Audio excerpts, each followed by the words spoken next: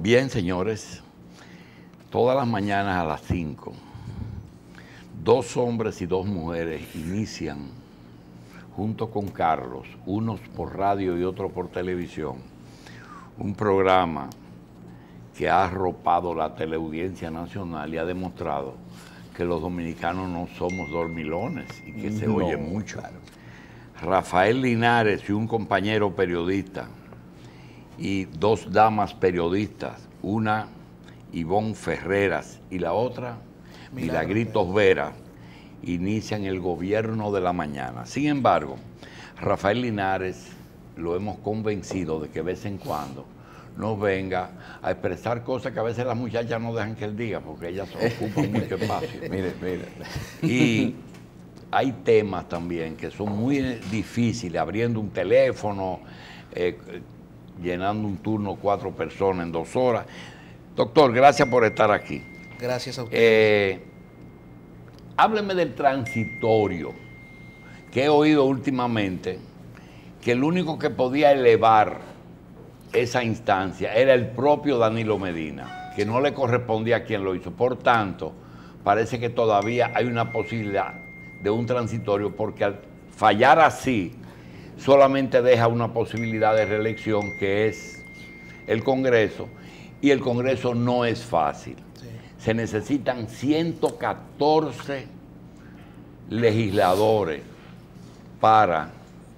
140 legisladores para poder en Asamblea Nacional modificar la Constitución. Y eso es prácticamente o imposible o muy costoso. Así es. Adelante, doctor. Muy buenos días, don Julio. Buenos días, equipo. Miren, el transitorio no es más que una disposición que el legislador planteó en su momento para supuestamente ponerle un candado a la postulación o a la repostulación de una persona en particular, que fue el presidente electo en el cuatrenio 2016-2020. Pero, ¿qué pasa? Asimismo, como usted dice, es el propio presidente de la República quien debe elevar ese recurso ante el Tribunal Constitucional, porque este transitorio el legislador no previó la violación de derechos constitucionales y derechos consagrados en los parámetros internacionales, que son los que se ponen a la par con la Constitución de la República, que son los llamados tratados internacionales. ¿A qué me refiero? Una Constitución promulgada en el año 2015, lógicamente que te tiene también que garantizar el principio de irretroactividad de la ley. La ley solo funciona para el porvenir y en aquellos casos donde beneficia a la persona como tal o al reo, ese es el principio, va a funcionar retroactivamente. Entonces, como tenemos una Constitución que fue promulgada en el año 2015, entonces nos preguntamos, ¿el primer cuatrenio del presidente Medina es postulación o repostulación? O me pregunto, el cuatrenio 2016-2020, en virtud de la promulgación de la Constitución de la República del 2015, ¿es postulación o repostulación? En virtud del principio estructural de irretroactividad de la ley, donde la ley solo funciona para el porvenir. Ese es el primer choque entonces que encontramos con lo que es ese párrafo transitorio. Y lógicamente el artículo 39 de la propia Constitución de la República, que plantea el derecho a la igualdad. Todas las personas nacen iguales ante la ley. Entonces, el único dominicano que tiene impedido de postularse nuevamente a la presidencia de la República, comparado con otros 2, me refiero al expresidente Hipólito Mejía y al expresidente Leonel Fernández, es Danilo Medina. Entonces, entra en contradicción este principio. Entonces, ¿pero eso fue lo que se hizo en el 94?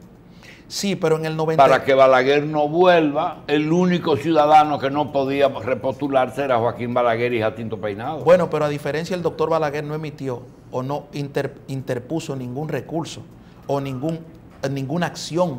No, él propuso la modificación en esa forma. La modificación, pero no hubo un sector que propusiera o que analizara esta parte para que él entonces se vaya a un tribunal. Yo no sé si usted lo tiene presente. Balaguer no podía ir en el 96. No. Ahora, en el 96 sí va, ¿verdad? Recuerde y que le da apoyo. Ahora, si a él lo sacan ¿Por qué tenía la Constitución que le permitía seguir? No, porque la Constitución del año 1994 lo que planteaba era la modificación constitucional. Lo que planteó fue un periodo, te vas a tu casa y regresas. Ah, ya. Entonces, se recortó el mandato constitucional de Balaguer, que era 94-98. Exacto, en un transitorio 94-98, pero 94-98, y entonces al recortarse el periodo constitucional, se hicieron elecciones en el año 1996, ahí es que Leonel Fernández gana las elecciones. En el 2015 se modifica la Constitución y permite tres cosas importantes para este país. Sí. Que Danilo se repostule, sí, y revive a Hipólito y a Leonel, que no podían seguir. ¿Es así? No, porque Hipólito Mejía, sí, en parte, recuerde que la modificación constitucional del año 2010, en el año 2010, ahí es que se habilita Hipólito Mejía y Leonel Fernández, porque nosotros volvimos en el 2002 a la Constitución, era prácticamente la modificación. Si usted analiza la Constitución del año 2002, ¿qué planteaba? El nunca jamás. Inmediatamente Hipólito, o el candidato como tal, que fue Hipólito, se postulara a las elecciones. El 2010 lo habilita como tal. Entonces, 4, te vas para tu casa y vuelves. Ahora, en el 2015, ahí es que se modifica, y entonces 8, pero tiene una novedad de esta Constitución del 2015. ¿Cuál es? Que a un ciudadano es el presidente de la República y a ese ciudadano se le impide aspirar nuevamente a la presidencia de la República. Yo tengo, como sabes, un punto de partida y un criterio diferente. Yo creo que no es a un ciudadano en específico. Cualquiera que estuviese ejerciendo la presidencia de la República en ese momento le aplicaba. Y a cualquier ciudadano que en función de la Constitución, Linares, llegue en 2 periodos consecutivos, le aplica. Por lo tanto, no es exclusivo, no dice Danilo Medina Pérez o Sánchez, no lo dice. Sí, pero escúchame, es cualquier ciudadano que en ese momento haya ostentado la condición de presidente. Lo que sí es cierto también es que la modificación se hizo para beneficiar a un ciudadano. Eso sí es cierto. Sí. Al presidente actual. Bueno, pero entonces, Linares, el tema de que está hecha solo para perjudicar a Danilo Medina, yo pienso que seguiremos debatiéndolo, pero no es así. No, porque está claro que todo aquel que logre llegar 2 veces consecutivas a la presidencia se va a su casa. Sí, pero yo le quito, por ejemplo, el nombre de Danilo Medina. Y me voy, por ejemplo, a la fecha de promulgación de la Constitución de la República. ¿Cuándo se promulga la Constitución, la nueva, la que ejercemos en el día de hoy, en el año 2015? Entonces, a partir de esa nueva Constitución, es que yo tengo 2 periodos y me voy para mi casa. Yo creo que eso también está suficientemente debatido, Linares, y en la práctica constitucional nuestra también. Por eso, cada vez que alguien se ha beneficiado, se le ha puesto una cláusula optativa. Fíjate que optativa. El 20º de la Constitución dice: en el caso de que el presidente actual decida aspirar, no podrá ser candidato para el 20. ¿Por qué?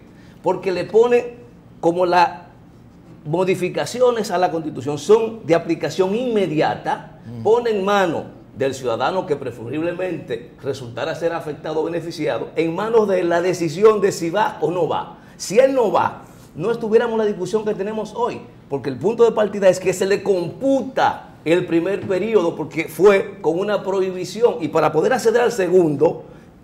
Sí, pero ahí voy, entramos en contradicción en el término del cómputo, porque el 20º no habla de ese cómputo. Esa es una interpretación particular a la que yo respeto, pero no comparto. Pero tú sabes que ya hay criterios jurisprudenciales constitucionales aquí que dice que la Constitución puede tener efectos retroactivos, sí, y tú lo sabes. Sí, pero siempre y cuando beneficie al reo, siempre y cuando beneficie a la persona que postula el derecho como tal. Pero no lo perjudique en este caso. Ahora, ¿qué hacemos entonces con la contradicción del principio de la igualdad?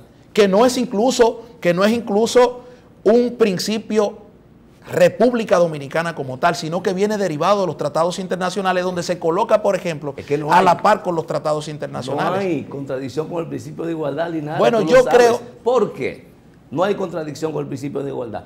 porque los estados están en plena libertad de regular el ejercicio de los derechos. Y lo que se trata es, en este caso, de regular el ejercicio de la función ejecutiva. Sí, el presidente de la República ya ha sido presidente 2 veces. Esto permite la alternabilidad, y es parte de los principios de la democracia, y que otros ciudadanos puedan acceder a ese puesto. Pero escúchame.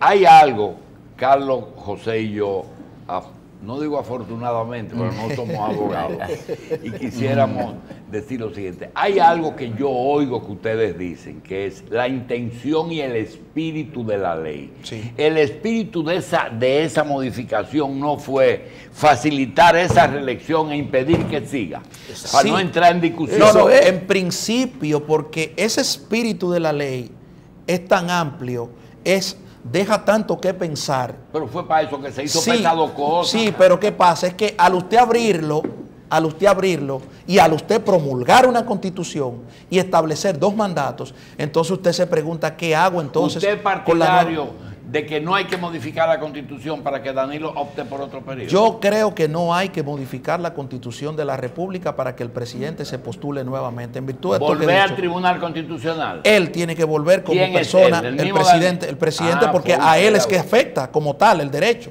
Él es que se ve, claro, él es que tiene que alegar. Por ejemplo, él inscribe su candidatura en el Partido de la Liberación Dominicana. Luego que el Partido de la Liberación Dominicana le niegue o le acepte la candidatura, me imagino que un grupo de ciudadanos, cualquier ciudadano va a interponer un recurso de inconstitucionalidad de esa candidatura como tal. Entonces ahí se va a hacer valer el derecho. ¿Por qué? Porque mira, el espíritu de la ley, el espíritu no, las fuentes del derecho. ¿Cuáles son las fuentes de producción del derecho? Las que vienen de la sociedad, las que recoge el legislador, y las que vienen del derecho internacional público. Entonces, en virtud de este principio, de estos principios estructurales, de fuentes naturales del derecho, es que el legislador plasmó en la Constitución un texto. Pero ¿qué pasa? En el momento que logra insertar ese texto, no se da cuenta que ese párrafo transitorio entra en contradicción con otro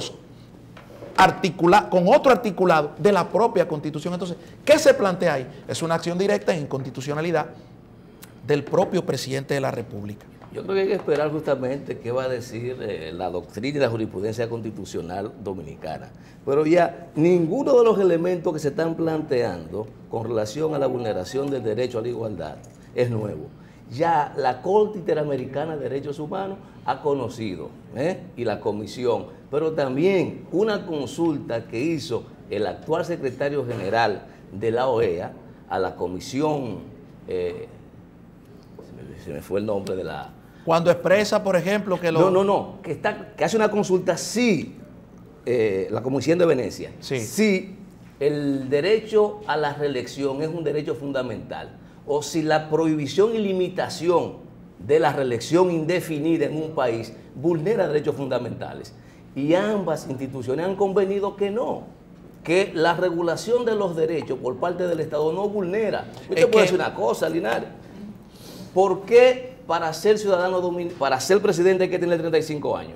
Bueno, porque lo establece la Constitución, sí, pero y por eso posiblemente vulnera el derecho de uno de 18 a ser presidente. Pero ¿qué pasa? ¿Qué pasa? Tú tienes un Estado que, por ejemplo, la Constitución del año 1966, es que nos estamos dejando llevar del discurso político y está dominando el discurso político más que el jurídico. Por ejemplo, criticábamos la reelección de Balaguer. Pero ¿qué pasaba? La Constitución del año 1966 nunca planteó la no reelección presidencial. Entonces teníamos un PRD, teníamos un PLD criticando el continuismo, criticando la Constitución, criticando la repostulación de Balaguer, pero sin embargo la Constitución no hablaba al respecto de esto. Entonces, ¿cuándo es que se le pone un candado o un supuesto candado a la Constitución? En la modificación del año 1994, cuando plantea, por ejemplo, recorta el periodo, el mandato presidencial, y entonces uno te vas a tu casa y regresa. ¿Cuándo entonces se amplía ese mandato?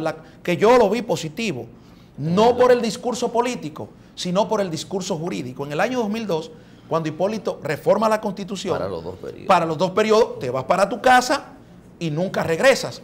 Pero ¿qué pasa? En el 2010, la clase política se pone de acuerdo y entonces habilita a Hipólito Mejía y a Leonel Fernández, que estaban impedidos ya de regresar nuevamente al escenario político. Entonces, ¿cuál es la particularidad que tiene la Constitución del año 2015 como tal? Es que tú tienes una violación de varios derechos. Tú tienes derechos que se le están violentando a una persona, que es el ahora, por eso no hablo del presidente como tal, del nombre Danilo Medina, sino al presidente que esté de turno, porque pudo haber sido el presidente cualquiera. Vamos a ver, vamos a partir de lo siguiente. Vamos a suponer que el presidente Danilo Medina decida que va, y que por la vía que fuese, interpretación constitucional o el Congreso, va y completa los 2 periodos. Sí. Entonces, si quisiera un tercer periodo, estuviéramos en la misma situación. No. Sí. No es lo mismo. Estuviéramos en la misma situación a partir del criterio de lo que plantea la vulneración del derecho a la igualdad. No, porque estaría impedido, a partir de 2 periodos, de volver a ser presidente. No, pero, ¿cuál es la diferencia? No, porque ya tú tienes. Lo primero es que tienes un proceso terminado. Y lo plantea, el candado ya lo tiene la Constitución. Según lo que usted expresa, doctor. Pero es como le digo, yo parto y todos partimos. Por ejemplo, ahora se da un caso novedoso con los temas de la Dirección General de Impuestos Internos y la propia Dirección General de Aduanas y la propia Dirección Nacional de Control de Drogas. ¿Cómo tú acusas a una persona que tenga un bien hace 5 años de violentar la ley 155-17? No existía. Porque no existía. Entonces, estás violentando un derecho fundamental consagrado. Por eso surge la ley de sinceración patrimonial. Por eso surge la posibilidad de la amnistía. ¿Por qué? Porque esa norma tiene que ser conectada con las normas que tiene la DGI, con las normas que tiene Dirección General de Aduanas, con las normas que tiene DNCD, para entonces tú poder adjudicarle la violación a la ley 155-17. Estamos frente al mismo caso. Cuando tú violentas el derecho de elegir y ser elegido de una persona, cuando tú violentas el derecho a la elección que tiene un pueblo. Pero es que el derecho de elegir y ser elegido, doctor, no está siendo vulnerado. El presidente, la única limitación por un asunto de consolidación de la democracia, de la alternabilidad, de evitar tener un monarca republicano, es que no puede ser presidente nuevamente, pero puede ser regidor, puede ser alcalde, puede ser diputado, puede ser senador. Es decir, que la limitación que se argumenta no es al derecho, es al ejercicio de una función que dice la Constitución que no puede ser más de 2 periodos consecutivos. Pero mire, usted se va, por ejemplo, a Ecuador. ¿Qué pasa con Correa? ¿Qué pasa con Correa? Es luego de Correa salir del poder. Porque en estos países de América Latina, el carácter presidencialista logra cobrar mucho. Por eso siempre hablo, doctor y don Julio, de que yo no me dejo llevar, aunque soy político, del discurso político más que del jurídico, porque el jurídico es el que establece la norma. Pero el discurso político tiende a tergiversar muchas situaciones en los países. Y lo tenemos en América Latina con el carácter presidencialista que tienen nuestros países. A eso no escapa la República Dominicana como tal. La República Dominicana tiene una constitución de carácter presidencialista, donde todas las modificaciones constitucionales que se han hecho han sido o para darle más fuerza al presidente de la República, pero tú te vas a Brasil y es lo mismo. Te vas a Ecuador, te vas a Colombia como tal, que aunque impide la reelección de la nueva postulación del presidente Uribe, le da más carácter, más preponderancia a lo que es el presidente como tal. Es decir, tenemos una realidad. Por eso es que muchas veces cuando nos toca hablar de este tema, dicen, no, es reeleccionista. No, yo lo que abogo es por un debate jurídico sensato, un debate que termine en los tribunales y que sean los tribunales los que decidan. Pero yo no dejo de apartar mi punto de vista. O sea, no me puedo apartar desde el punto de vista jurídico, aunque sea político. No, yo creo que la conversación ha girado en torno a eso, a lo jurídico, no a lo político. Pero el hecho de que la cultura presidencialista que tenemos no quiere decir esto que sea correcta y que no haya que modificarla. Y yo creo que lo que ha tratado la sociedad dominicana, que ha forzado a sus legisladores a establecer límite al ejercicio del poder, es por el sencillo hecho de las consecuencias catastróficas que han tenido la reelección consecutiva en la República Dominicana. Entonces, de lo que se trata es de poner un alto. Yo creo que el mejor favor que le puede hacer Danilo Medina, sería no optar, como yo creo que no lo va a hacer, porque hasta ahora estamos en una discusión en la que el presidente no ha dicho si va o no va. Por ejemplo, fíjese cómo usted y yo coincidimos en algo. Usted habla de la relación desastrosa que ha producido el reeleccionismo. Sin embargo, cuando tenemos que analizar 1966 a 1994, tenemos un periodo ahí ambiguo, donde la Constitución de la República no planteaba la reelección presidencial. Pero si usted se va, por ejemplo, a las 7 modificaciones que planteó Trujillo, desde el año 1930 al año 1961, ¿qué sucede? Trujillo disfrazaba el tema de la reelección con conquistas. En el año 1942, en el año 1938, aunque deja el poder, entre comillas, por el asunto internacional, por el asunto de la matanza de los haitianos, en el año 1942 trae una novedad. Modifica la Constitución, vuelve al poder inmediatamente, suprime la vicepresidenta de la República y le permite el voto a la mujer dominicana. Y 1947, por ejemplo, en el poder, modifica la estructura monetaria y crea entonces una estructura monetaria, modificando lo que es toda la estructura que teníamos. Entonces, todas las modificaciones que en ese periodo, 1930-1961, las 7 que planteó Trujillo, fueron o para darle más beneficio al carácter presidencial como tal, pero había un elemento fundamental que la sociedad como tal no previó. En la Constitución del año 1966, por la salida a la crisis, luego de la intervención norteamericana del año 1965, entonces promulgamos una Constitución a lo loco. Digo yo a lo loco en el sentido de reelección, porque no la prohibía. Y Balaguer entonces se aprovechó de ese mandato hasta el año 1994. Entonces, todo ese daño es a la reelección o a la inobservancia que tuvo el legislador y que tuvo la sociedad conservadora en ese proceso. Bueno, justamente la inobservancia que permitió eso, y de lo que se trata ahora, de luego de 2 crisis, es de ponerle un costo a esa situación. En las 14 elecciones que han ocurrido desde 1966 hasta hoy, debieron de gobernar 14 presidentes diferentes. Sin embargo, 7 solamente gobernaron este periodo, es decir, del 66 a 2016. Sí. Lo que quiere decir que, con excepción de Guzmán y Salvador, todos han optado por una reelección.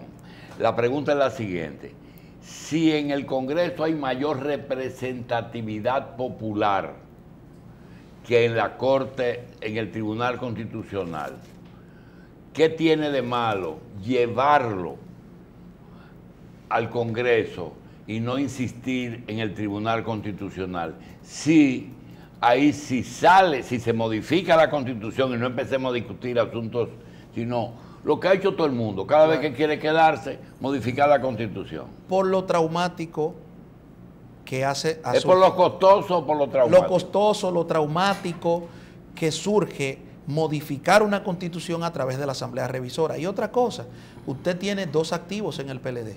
Usted tiene un activo que es el presidente de la República, pero tiene otro activo que es el expresidente de la República, el doctor Leonel Fernández.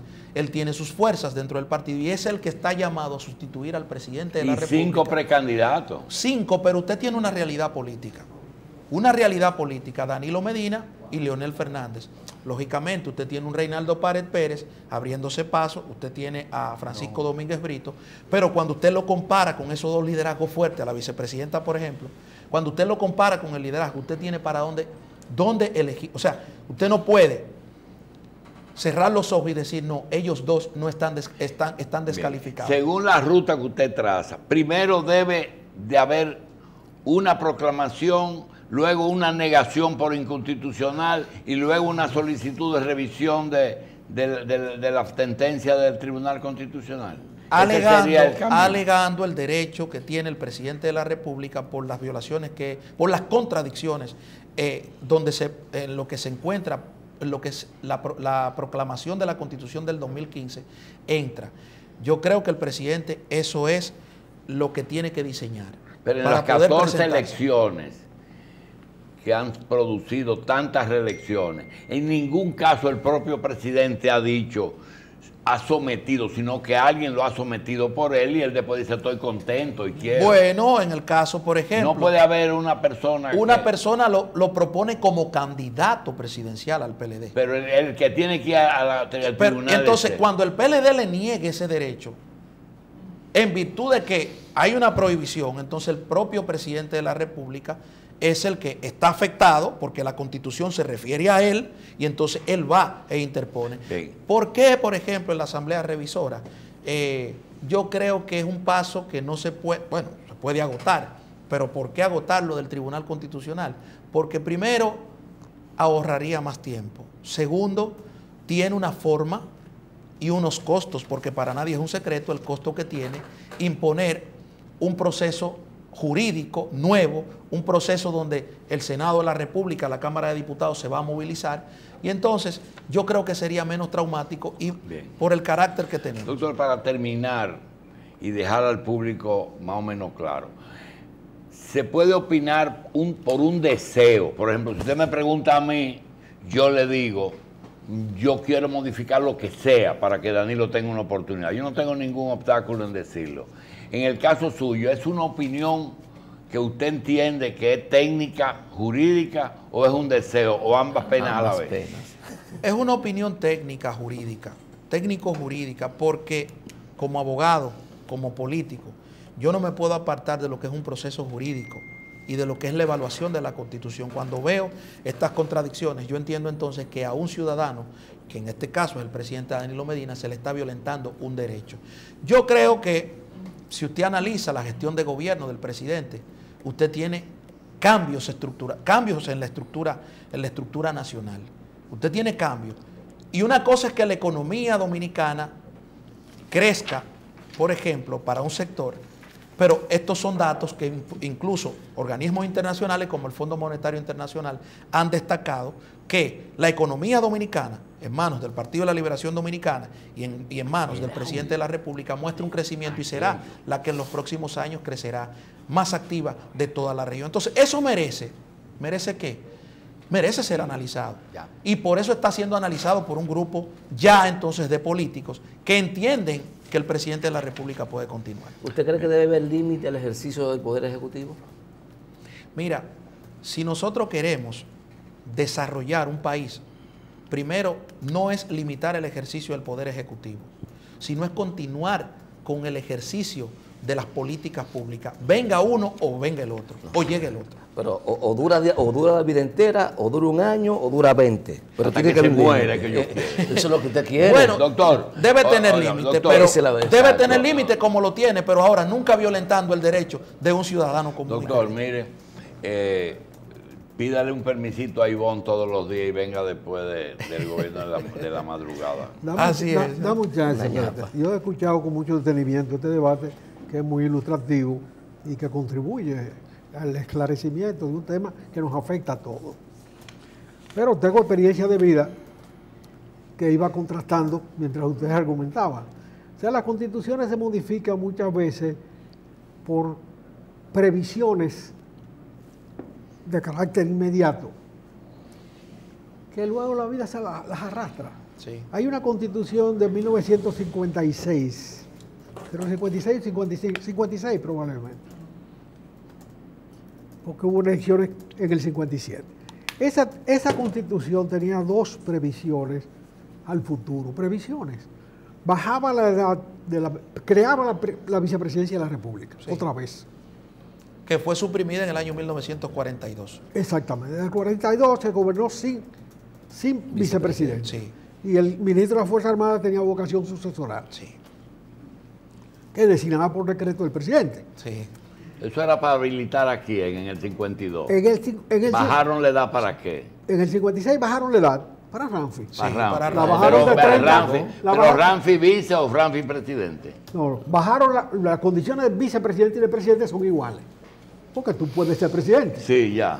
Entonces bajaron la edad del presidente y del ¿A vicepresidente. qué edad la bajaron? A 25 años. Ya. Ramfi tenía 26 o 27. Ya. Pero no tenía Ya 30. calificado.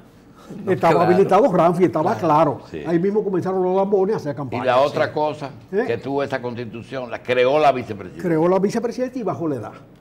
Pero había otro artículo que establecía la imposibilidad del candidato si no tenía un origen dominicano pleno. O sea, padre y madre, y nacido. Los papás tenían que ser dominicanos. Ahí Padre, eliminaba a Juan Boy y a quién más. Eliminaba a Balaguer. Pero ¿por Sí. qué? Espérate, eliminaba a Balaguer. Eliminaba a Juan Bosch, que es un candidato previsible desde siempre. Sí, Es claro. más, el propio Juan Bosch. Lo dejaba entre los Trujillo nomás. No, y entre gente muy manejada de él, no especificaba bien. Eliminaba a Juan Bosch, eliminaba a Balaguer y a Peña, Sí. que no existía todavía en la vida política. Sin embargo, esos tres fueron la vida política en los 30 años siguientes. Sí, pero ¿qué pasó en el...? Esos tres que estaban previstos que no fueron, porque la realidad dominicana es la mezcla. Sí, pero ¿qué Esto es pasó, un- por ejemplo? Esto es un taller de creación de dominicanos. ¿Qué pasó con esa modificación del año 1956? Que se fue en Boliña porque eran ideas nada más. Sí, pero había un movimiento internacional y usted lo puede descubrir en Bernardo Vega cuando plantea cómo los americanos ayudaron a colocar a Balaguer en el año 1966.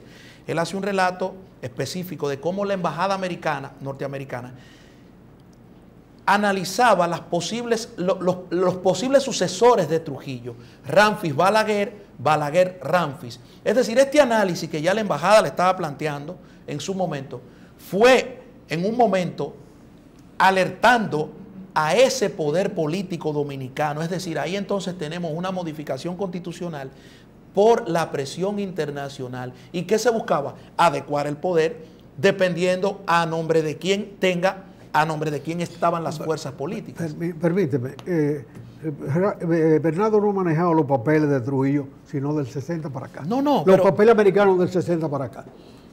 En el 56, quien decidía todo aquí era Trujillo. Sí, Aunque los americanos tuvieran su idea. Y si alguien impulsó a Balaguer fue la Iglesia Católica, Sí. más que los La americanos. Iglesia. La Iglesia Católica. Sí, fue la fu- salida. La fuerza fundamental política de Balaguer ¿Quién fue la convence, Iglesia ¿quién Católica. convence a Trujillo? Espérate, Ramfi se da un humo y demuestra que no sirve para nada. Lo queman allá en la escuela y viene y llega borracho aquí y Trujillo dice, usted no sirve para nada. Fírmeme esta carta. Sale la carta, el general Trujillo renuncia a cualquier aspiración política y entonces Trujillo despacha otra carta al Partido Dominicano, donde era dueño el señor, Sí. diciendo que el candidato es Balaguer.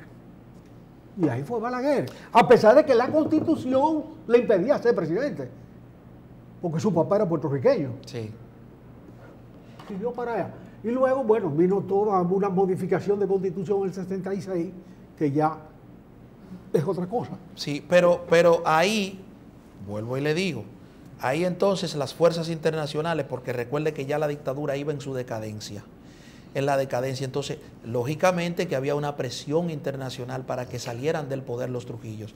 Y Sí, pero mira, Bernardo sí recoge un documento cuando el 3 de agosto Balaguer se juramenta como presidente de la República. Sí. Trujillo le dice a Negro, renuncia, que esto se dañó. sí, Y que saca a todos los Trujillos del poder. De cara a la conferencia de cancilleres que está ya reuniéndose en Costa Rica en ese Sí. momento, la quinta conferencia. La quinta se estaban reuniendo dos conferencias. La quinta sobre el tema de Trujillo y Betancourt, sí, y la sexta sobre el tema de Cuba. Y había debate, tú me das esto, tú me sí, das aquello. exactamente. Pero, Entonces, espérate, el 3 de agosto Balaguer aparece en la mañana juramentándose presidente de la República. En la tarde, cuando le entregan a Eisenhower, el presidente americano, las informaciones Sí. del movimiento en el mundo, le dice, presidente Balaguer se juramenta como presidente de la República, los Trujillos se retiran del poder. ¿Tú sabes cuál fue la reacción de Eisenhower? Eso ni Trujillo se lo cree. Pero naturalmente Balaguer sí se lo creyó.